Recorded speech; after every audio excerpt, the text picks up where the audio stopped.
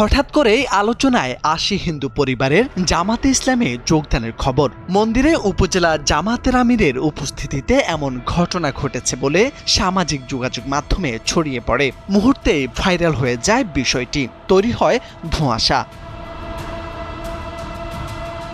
প্রথমে স্থানীয় হিন্দু সমাজের মাতব্বররা প্রকাশ্যে বলেছিলেন তারা ৮০টি পরিবার নিয়ে জামাতে যোগ দিয়েছেন, তবে এখন সেই বক্তব্যের সুর পাল্টে গেছে।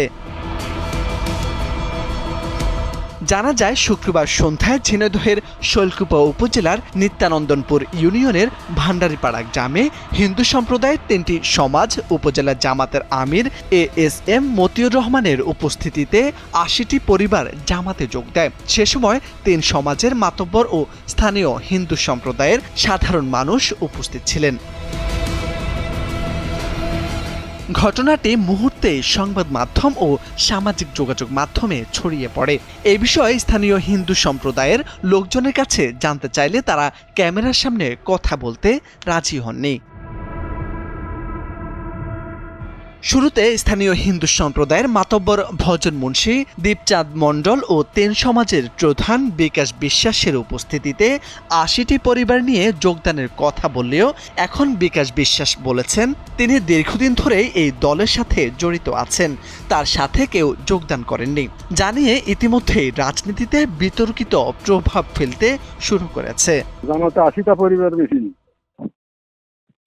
এটা হচ্ছে ওই বাড়তি কথা। কয়টা পরিবার মিশেছে? আমি একা, আমার নাম বিকাশ, আমি একা বহুদিন থেকে এই দল করি, এই দল আমি ভালোবাসি, তাই এই দল করি। এদিকে ইউনিয়ন জামাতের আমির দাবি করছেন রাজনৈতিক চাপের কারণে বিকাশ বিশ্বাস বক্তব্য পরিবর্তন করেছেন। আসলে বিষয়টা হলো যে এখানে আমাদের যে বিকাশ দাদা আছে উনি দীর্ঘদিন আমাদের জামাতের সাথে প্রায় ৯০ দশকের থেকে উনি জামাতের সাথে সম্পৃক্ত, এবং সম্পৃক্ত থাকার ফলে উনি আমাদের কাছে দীর্ঘদিন বলে আসতেছিল যাতে ওইখানে তাদের ওখানে আমরা যাই, আমাদের নেতৃবৃন্দদেরকে ওখানে নিয়ে আসি এবং তার যে কিছু লোকজন আছে তাদের সাথে যাতে একটু সাক্ষাৎ করি। এখন বিভিন্নভাবে যে প্রোপাগান্ডা ছড়ানো হচ্ছে আসলে বিষয়টা সেরকম না। তো বিষয়টা হয়তো বিভিন্ন চাপে হয়তো কেউ বক্তব্য চেঞ্জ করতে বা পরিবর্তন করতে পারে, কিন্তু ওই দিনের ভিডিও ক্লিপও আমাদের কাছে আছে কে কি কথা বলছে। উপজেলা জামাতের আমির বলছেন হিন্দু সম্প্রদায়ের নেতাদের আমন্ত্রণেই মন্দিরে আলোচনা হয়েছে, সেখানে তারা ভোট দেওয়ার প্রতিশ্রুতি দিয়েছেন, তবে কত পরিবার যোগ দিয়েছেন তার সঠিক হিসেব নেই। এই জন্য আমরা সিদ্ধান্ত নিচ্ছি যে আমরা আমাদের নিরাপত্তা এবং সামাজিক শান্তির জন্য এবং সুষ্ঠুভাবে বসবাস করার জন্য আমরা জামাত ইসলামকে ভোট দেব। এতটুকু কথা তাদের সাথে হয়েছে।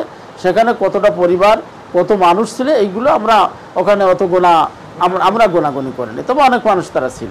ঘটনাটি সামাজিক যোগাযোগ মাধ্যমে ব্যাপক আলোচনার জন্ম দিয়েছে। কেউ বলছেন এটি হিন্দু সম্প্রদায়কে বিভক্ত করার রাজনৈতিক কৌশল, আবার কারো মতে এটি জামাতের জনপ্রিয়তার ইঙ্গিত।